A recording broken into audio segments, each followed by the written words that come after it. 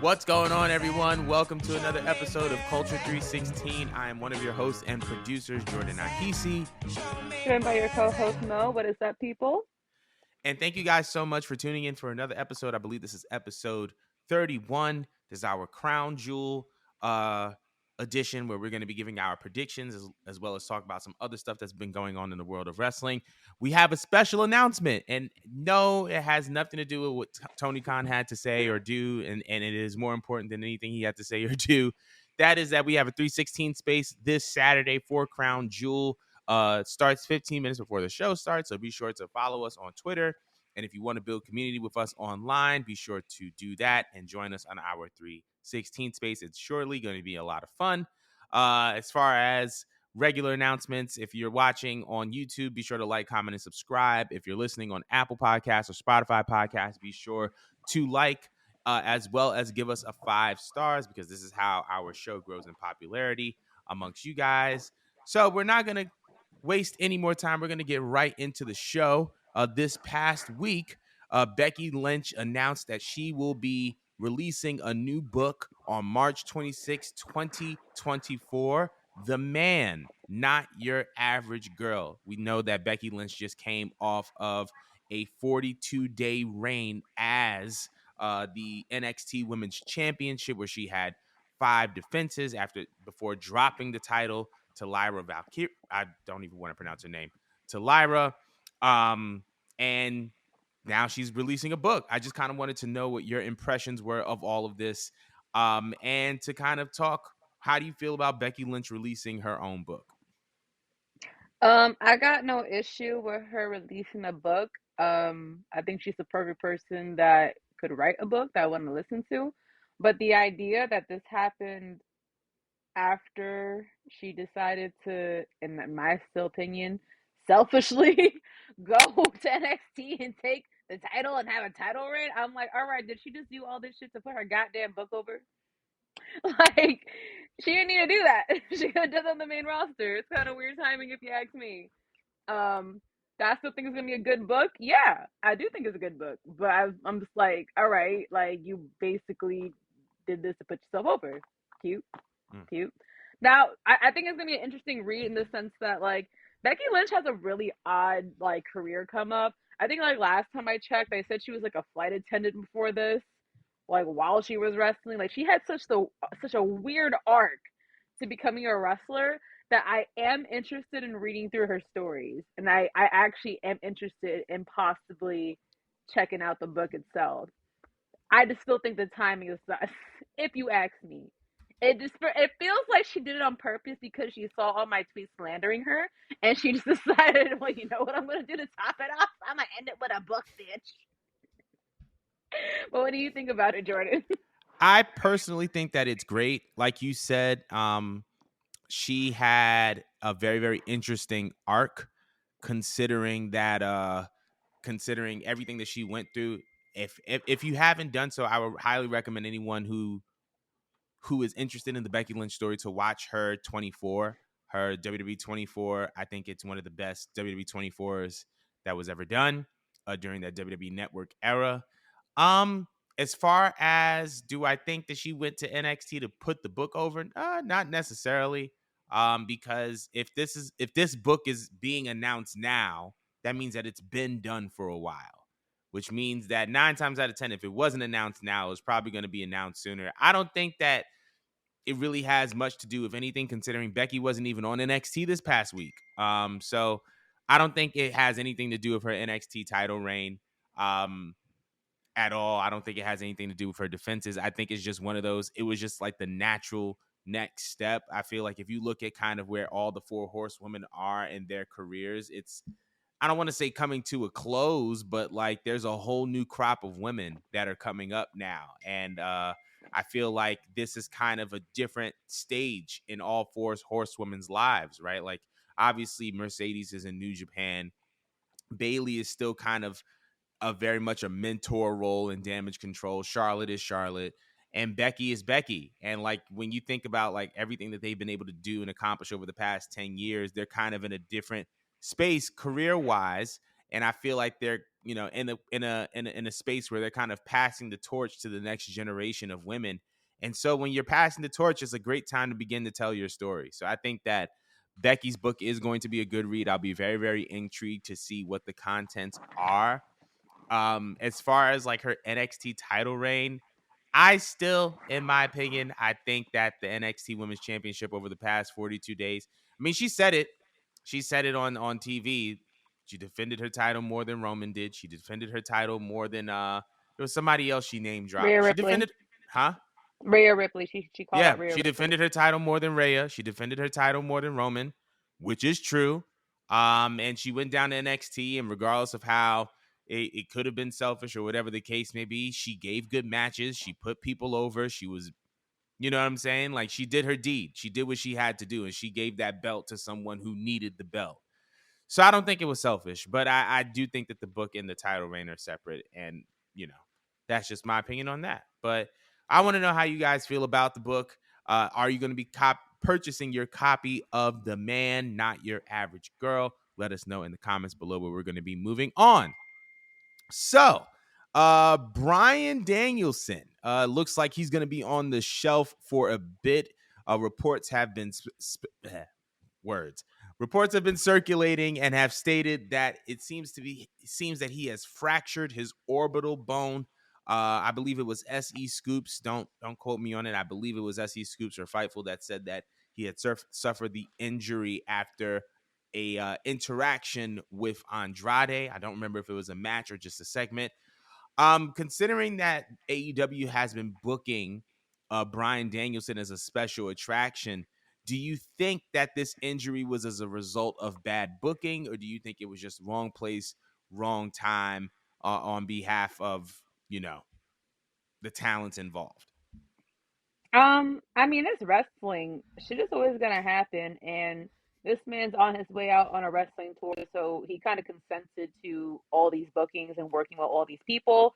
I really think that this is just a effective natural causes. Like shit really happens in the ring. Like you could get injured off of something as crazy as doing a 450 splash, a pile driver, or someone could just have backhand you wrong, for crying out loud. And I think that when I read into his orbital bowl, I said bowl, orbital bone injury, that they said it was an elbow to the eye, you know. And again, like shit like that just happens in wrestling. I don't think anyone could have like prevented things like that happening because it just happens. It's human error. So it's unfortunate because obviously that wasn't his plans. And an orbital bowl injury is a serious case. I'm pretty sure it takes a while to heal from the injury, but knowing Daniel Bryan, he's also psychotic. The man came back from a fucking neck injury. I would not put it past him. So while healing post surgery, come out with an eye patch and still do a match. Mm. So to be honest, I mean it's like a hole in the plans, but I don't think that is going to prevent him from having an interesting finish. If anything, knowing AEW, they're probably going to add that somewhere, some shape or form to the storyline to putting the ribbon on, his wrestling career. So I don't know. I don't really see the harm or loss in it. Just changing plans. What do you think? I agree. I think this is part of one of the reasons I wanted to include this in the rundown is because everybody's online. Oh, Danielson should be booked as a special attraction. It's AEW's fault that he suffered this injury, but it's like it's wrestling. Like this could have happened in any match in any segment. It just so happens that this is just the nature of this sport. Like stuff like this is just going to happen, and I think that blaming it um on a specific person or the booking, I think it's just really, really immature and just lacks empathy towards everybody that could have possibly been involved in this particular scenario. Like, I think that, Brian Danielson understands the nature of the sport as someone who has been involved for, I believe, 20 plus years at this point. So I don't think that it's one of those things that he takes personal. And if he's not taking it personal, if Andrade's not taking it personal, if there's going to be a bounce back, I don't think that we need to be taking it personal either. Um, that's pretty much it. I just feel like that people just need to be a little bit more understanding that wrestling is hard, that like injuries are going to be sustained, and it's just a part of the game and it's not personal. So But I want to know how everybody else feels. Do you believe that Bryan Daniels' injury is a product of just happenstance, or is it bad booking? Let us know in the comments below. Moving on. A very, very big topic that has been going around the wrestling community over the past week, as it pertains to this specific talent, because he will be in a championship match at Crown Jewel. Drew McIntyre. It says that he has not inked a new deal with WWE. If he does not sign an extension, it means that his contract will be set to expire prior to WrestleMania 40. So that leaves the question: do you think that Drew is going to resign with WWE, and do you think that he should stay or that he should go? Um, Honestly, it's kind of interesting. Drew spent, I think it's been over a decade, in WWE. If I'm not mistaken, wasn't he around since like the Nexus was a thing? I Like, don't remember if the Nexus, if he was around during the next, probably a little bit prior too. But remember, he right. came in late 2000s, like late 2000s, right? And then he was Hmm. released. He kind of Yeah. rebuilt himself on the indies, and then he came back. And this, I think he came Right. back in like 2013, 2014. He did. All right. So yeah, nonetheless, okay, his actual career since it truly started and he was established has been 10 years. Um, and he's found his footing. But see, in my personal opinion, I like Drew McIntyre. I enjoy him. I think that they gave him opportunities, but it always felt like the booking wasn't the way it should be, or it didn't feel like it was the right place at the right time. Um, I always harp on this, but the fact that he had to unfortunately have his WrestleMania moment at the fucking pandemic in front of Right, no audience, winning a belt against I think Brock Lesnar. No one remembers it. To beat Brock Lesnar is freaking legendary. You know what I right, mean? It made Steph's absolutely. moment being the Beast Slayer, and unfortunately, amongst all the people that beat Brock Lesnar, Drew's on that list, but no one goes back to it. He also had a feud, I think, with like what Randy Orton or somebody on the fucking Hell in a Cell match. No one remembers that either. He had a lot of bigger moments, but you just don't remember it. Right. Um, but that's when he was white hot, and then as soon as he got his opportunity, like I said, no fans, and the fans make wrestling. It just kind of fizzled out. And then Mhm. afterwards, there was times where he could have been inserted to be interesting, but they just, they had other decisions, other booking with him.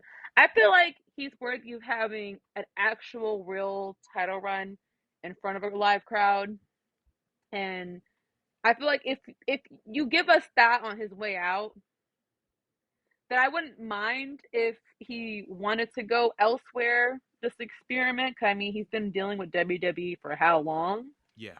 But I'm not opposed to him staying in the E. He has like a personality and a look to me that could fit well in either AEW or WWE. Agreed. Like, yes, he was basically made in WWE per se, even though he won the Indies, but Yeah. he doesn't feel like extremely WWE polished. Yeah. Agreed.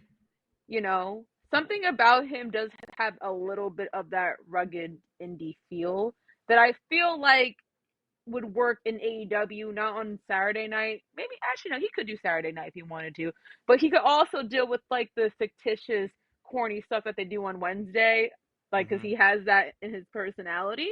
So there's a lot to play around with Drew. That's crazy. Drew. Drew, I'm so tired, y'all. I've been up since 5 in the morning. Excuse me. But Drew, I feel like is somewhat valuable to WWE. I mean, he's been part of a lot of marketing and commercials. They definitely profit off of his look and put him on the face of trucks before and stuff like that. Many Hmm. commercials. So I feel like they would feel like it's a loss if they lost Drew. Me personally, would I like him to resign? Possibly. If he goes elsewhere, I'm not against it. But what do you think about it? Personally, I think that even though he has kind of hit the mountaintop in WWE, I still feel like he has more to offer. And I feel like he's kind of done the indie game I long see that. enough, in the sense of Hmm. like, He's gone out, he's won world titles elsewhere. He's, done the road stuff. And to be honest, because of the way that even all these other promotions are set up, like I just feel like if Drew were to go into an AEW, he wouldn't be marketed as a big star. And if you're not going to be marketed as a big star in AEW, and you're kind of in a main event picture situation in WWE, why would you jump ship? Even if you're not necessarily competing for a world title, at least you're going to get a bigger bag. So like I feel like I would like to see Drew in WWE moving forward.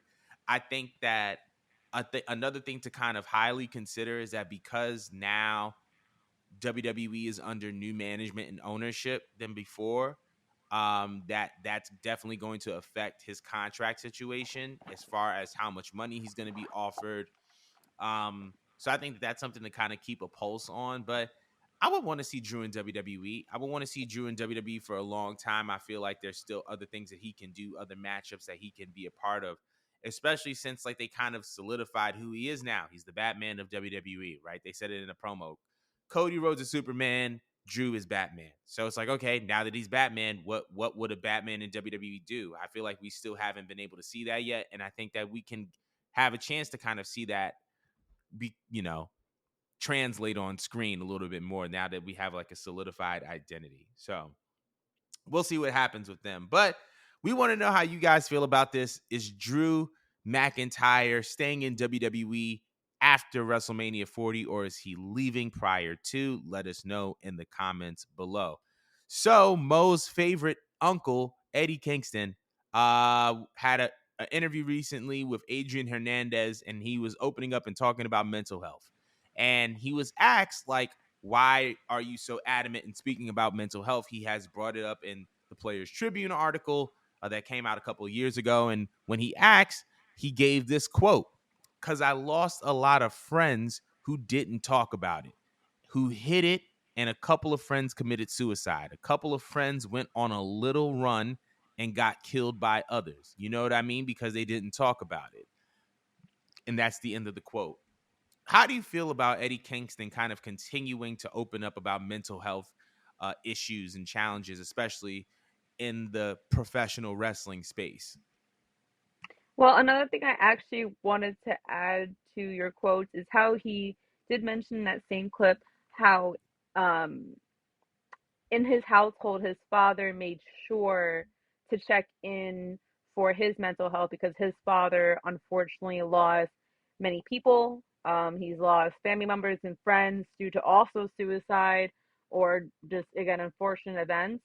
And what Eddie was also mentioning in that same clip was that in his household, they basically like normalized the idea of checking in with mental health. And Mm, that really like brought a big smile to my face because I do feel like when it comes to minority households, mental health does get neglected. And yeah, Eddie is much older than you and I, Jordan. So, in that era, mental health was like so taboo. very. They'll basically just equate you to just being weak, to being some form of a pussy, to not trying hard enough, or they would just slap you into, some box of having some form of a mental, um, you know, being a mental case Yeah. if you if you succumb to any form of mental health. So I love the idea that in his household and for his age, he could say that he had family that cared and looked out for him to make sure that he wasn't next. So Mhm. that brought a big smile to my face. And I like the fact that it's being normalized in pro wrestling. Yeah. The beautiful thing, although I do harp on how like much I think social media ruined wrestling, in a beautiful way, I feel like social media and all that had normalized the idea universally of mental health being important and included at jobs, and wrestling is a job. These Yes. are these are people's living. You know what I mean? And they're like underneath so much pressure. They're underneath so much pressure between making us happy because if we don't like them, they don't get paid, they don't get booked. It's very Yeah. simple. Very simple. Um it's between that, the training, the traveling, performing and hoping that neither party fucks up because you can end up like Daniel Bryan and having a fucking orbital surgery. It's so much constant pressure, and then on top of that, you got to deal with your coworkers, you got to deal with your bosses, people saying things. It's very easy to snap, and on top of that, you have a life. You have Yeah. life. You have family. You have friends. You have everything else. There's so much that goes on in one's life that I feel like mental health does need to have a focus, that you do need to check on your people. And like I said, it should just be a concept that is normalized, because you don't know. Someone could be smiling in your face and could be high and by. We saw what happened with Chris Benoit, high and by. Yeah. Travel saw that man and hung out with him and I was over at his house. Next thing you know, 48 hours later, y'all know what happened. We ain't got to talk about it. Stuff like that is why mental health should be a regular thing to talk about. You should want to Yeah. check in with your friends and your coworkers, and every boss out there in pro wrestling should be making sure that all of their employees are in good well and in check. So shout out to Eddie Kingston, and I just love how vocal he is. I like he makes me so proud. Oh my god, he makes me so proud to be a New Yorker, a New York Rican. I love him. Like honestly, shout out to my uncle. He did that. He did that. I Jordan, mean, what? Go ahead.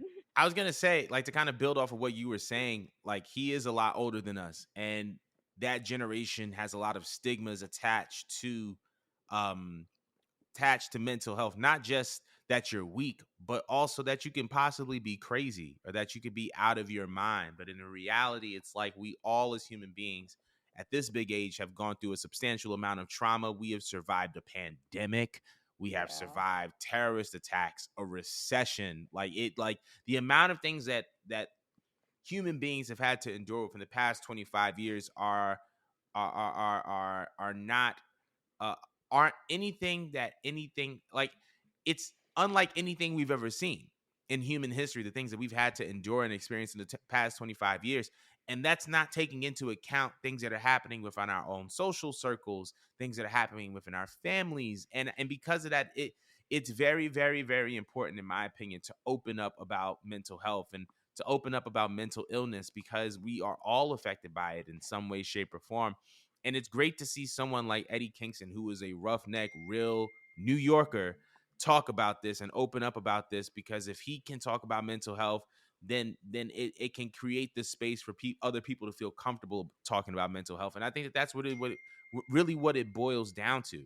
It's about opening up and creating these discussions and creating these spaces so that other people feel comfortable in opening up and feeling the same amount of comfort and safety. I mean, you kind of hit it nail on the head, and I don't really have that much to say about it. I just think that Eddie Kingston, as well as the other men of AEW, in other places in pro wrestling, are doing a great job in coming out and talking about mental health, um, especially amongst men, especially amongst men of color. I think that's just super important and super vital. So shout outs to Eddie Kingston.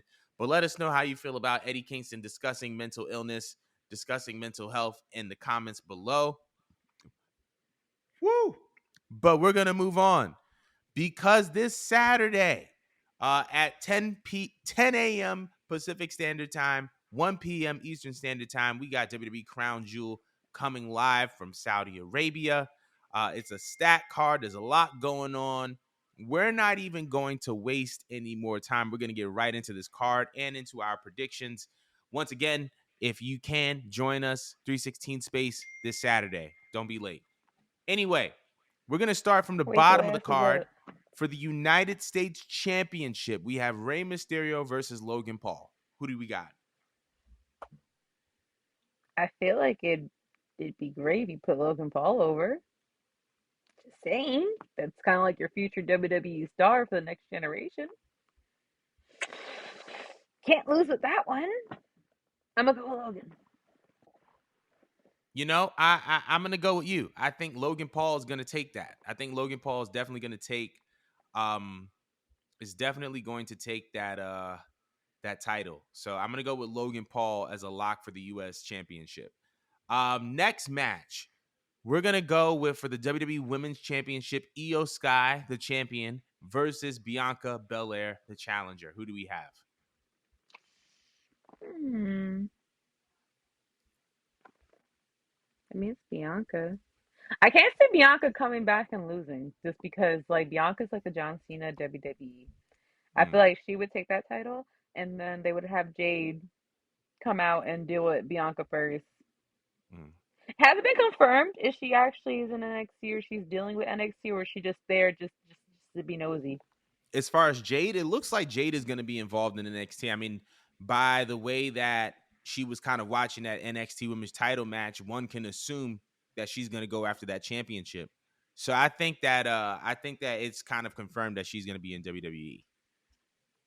NXT. Yeah, NXT. You know what I meant. All right. I feel like it'd be interesting if they gave it to Bianca, and just to tease it one more time, it'd be kind of cool if they had Jade walk past all three women with their belts Right. and kind of like pick which brand she wants to deal with first. And I could already see them teasing that Bianca that visual. I think they already did it, but I could see them teasing that visual of Bianca with her belt and Jade just staring dead at it. Like, girl, I heard about you. Like, what we finna do? So I want to go with Bianca because I feel like I'm forward planning.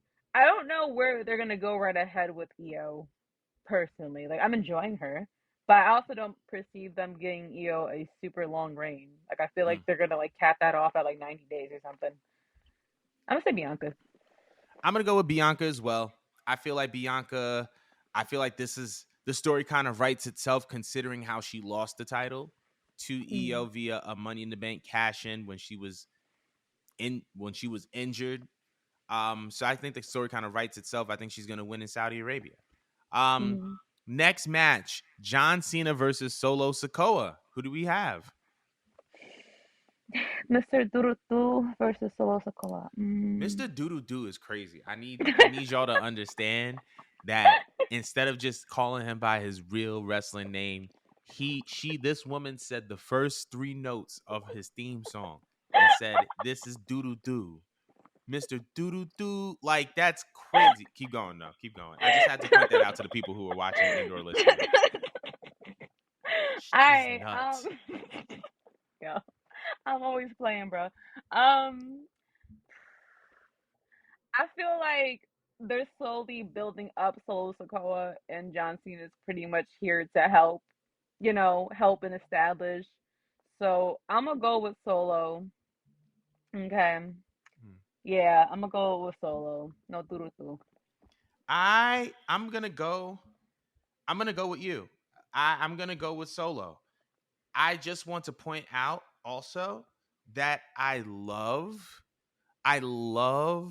this these kind of callbacks to John Cena and Umaga with the John Cena and Solo kind of. It gives me that same energy. It gives me that Oh kind of yeah. vibe. And so I think that Solo is going to win. I think that they're going to keep this persona of Solo as the guy who is always standing on business in the bloodline. Like, Jimmy may be on his thing, Jay may be going over here, but Solo is always going to handle his. Even with his little Mm. losses or whatever, he always gets his lick back. Like, he's always on business. So I feel like they're going to keep him in that kind of realm and space, and Solo's going to get put over. Um, so that's my thing with that. The next match is for the World Women's Championship. This is going to be a five-way match. The champion Rhea Ripley versus Nia Jax versus Shayna Baszler versus Raquel Rodriguez versus Zoe Stark. Who do we have? This is Fatal Four Way? Fatal Five. Fatal Five Way. I mean, I feel like they've been trying really hard to make this Mm. feud between Rhea and Nia Jax, but also make Nia Jax actually look intimidating the monster. But also, this is for the belt, right? If it's for the belt, I don't see them making Rhea give up the belt. Just Yeah, because that they have Rhea, this is for the World Women's Title, so it is for the belt. if it's for the belt, like if it was like regular shit, I could see them putting over Nia Jax because they've been trying very hard to make her look threatening. But I'm Yeah. gonna say it's Rhea who's gonna take it simply because they are going out of their way to make Rhea feel like she's a god, Mm-hmm. just a god for her faction, and she got big dick energy and she could just like hold her own with these men, and nothing establishes her more than carrying that belt. Like, she's elevating that woman's belt in a different way. Like, she's not really defending it per se, Mm, but she's over there in men's business walking around with that belt. So I yeah. just feel like for the visual purposes, you gotta let her have the belt because she cannot talk the amount of shit she's been talking without the belt. Right. I just feel like it makes sense if she keeps it. I agree. I 100% agree. I was trying to find, there was a specific stat I was trying to find, but I guess I can't find it. But I agree. I feel like we talked about it in the last show as far as like Rhea's importance, right? Like we talked about Rhea's importance as far as her being the number one in the PWI 250 for the women's. And I think that that kind of sentiment kind of carries over into this. Rhea Ripley, in my opinion, is the most important women's champion in WWE right now out of all the women's champions. And I also feel like she has been positioned to be one of the most valuable women ever in WWE just because of how she's been involved with Judgment Day and how she's been kind of introduced into this leader role. And to be honest, when you think about it, everybody in the Judgment Day is kind of messed up in some way, shape, or form, and Rhea has been the one to put them back in line. So I feel like that positions Rhea to be the person who can't fall out of line, Whoops. right? Right. So like when Dom lost the NXT North American Championship, Rhea was like, "Hey, if you don't bring this belt back home, don't come home." And No then cheat for you. when Finn and Damian lost the tag titles, it was like, hey, y'all need to get it together and bring that gold back home. So it's like if Ray is the one keeping everyone in line, then she needs to hold her own. And I think that they're going to allow her to continue to make her hold her own.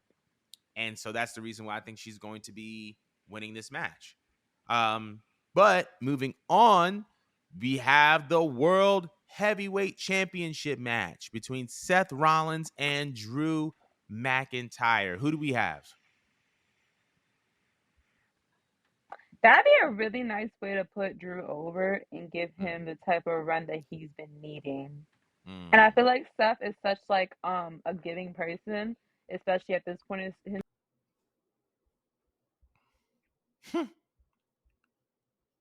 my earbud. Your earbud. I was about to say your earbud dropped. Earbud done gave up on me.